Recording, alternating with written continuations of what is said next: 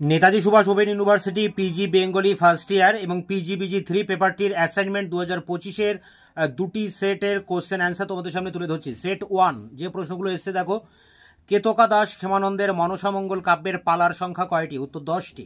পরেরটি চর্যাগানের সাধন তত্ত্বে সহজ মাসুল কোন ক্ষেত্রে ঊর্ধ্বগতি প্রাপ্ত হয়? উত্তর হবে নাভি হৃদয় কণ্ঠ উষ্ণিস্য। পরেরটি 3 দাগে, এই যে তিরাতিগণ তার মাঝে কোন জন কহ শুনি ডিমারি আমার। এখানে ধীরাতিগণ শব্দের অর্থ কি? উত্তর হবে বরযাত্রীগণ। 4 দেখো, স্বপ্ন নয় শান্তি নয় ভালোবাসা নয়, হৃদয়ের মাঝে এক বোঝ। বোঝ বলতে কবি কি বুঝিয়েছেন? উত্তর হবে এক গভীরতর মানসিক অনুভূতি, অস্তিত্বের সংকট। 5 দাগে, যতীন্দ্র সেনগুপ্ত ঘুমের ঘোরে কবিতাটি কোন কাব্যগ্রন্থ থেকে সংকলিত? উত্তর হবে মরীচিকা। 6 দাগের প্রশ্ন, গৌড়ীয় বৈষ্ণব রসশাস্ত্র অনুযায়ী মুখ্য রস কয়টি? উত্তর 5টি। পরে দেখো রয়েছে কেতকা দাস ক্ষেমানন্দের মনসামঙ্গল কাব্য কবে রচিত হয়? উত্তর হবে 1578 শকাব্দ। পরেরটি নির্মল উজ্জ্বল শুষ্ক যেন দগ্ধ হেম কোন প্রসঙ্গে কবি একথা বলেছেন? উত্তর হবে কামগন্ধহীন স্বাভাবিক গোপী প্রেম। 9 দাগের প্রশ্ন, শাশ্বতী কবিতাটি কোন কাব্যগ্রন্থের অন্তর্গত? উত্তর অর্কেস্ট্রা। পরেরটি তপভঙ্গ দূত আমি মহেন্দ্র কবি রবীন্দ্রনাথ কোন কাব্যের অনুষঙ্গের কথা প্রকাশ করেছেন? উত্তর কবি কালিদাসের কুমার সম্ভব। 11 দাগ, তুমি হেন জামাতা পাইল ভাগ্য বলে নয়নে জ্যোতি মোর হইল বুঝি কালে, বক্তাকে? উত্তর হবে গন্ধর্ব সেন। পরেরটি দেখো 12 দাগে, তাদের সবার গান তোমার সঙ্গীতে পাঠিয়ে কবি দিবসে নিশীতে দেশে দেশান্তরে কার উদ্দেশ্যে এই উক্তি? উত্তর হবে রবীন্দ্রনাথ ঠাকুর।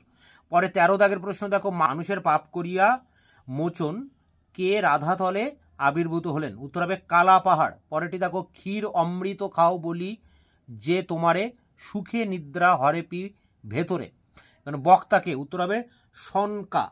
পরেরটি সরস্বতী শব্দটি কবে রচিত হয়? উত্তর হবে 27 আগস্ট 1931।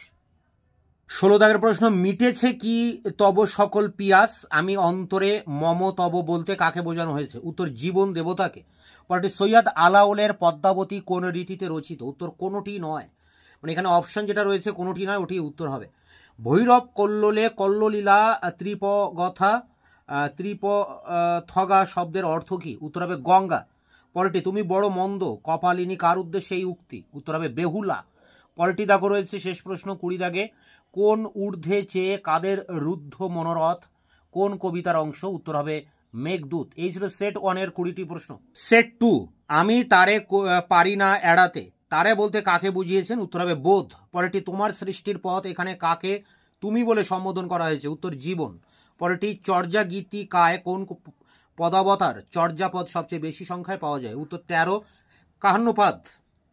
তো এই ছিল সেট 2-এর এই মাত্র 3টি কোশ্চেন। প্রথম সেটের থেকে এই সেকেন্ড সেটে এই 3টি প্রশ্ন আনকমন এসেছিল, তো এই 3টিও তোমরা সেট 2 থেকে করে রাখবে। এই দুটি সেট করলে এখান থেকে অনেকটা প্রশ্ন কমন পেয়ে যাবে।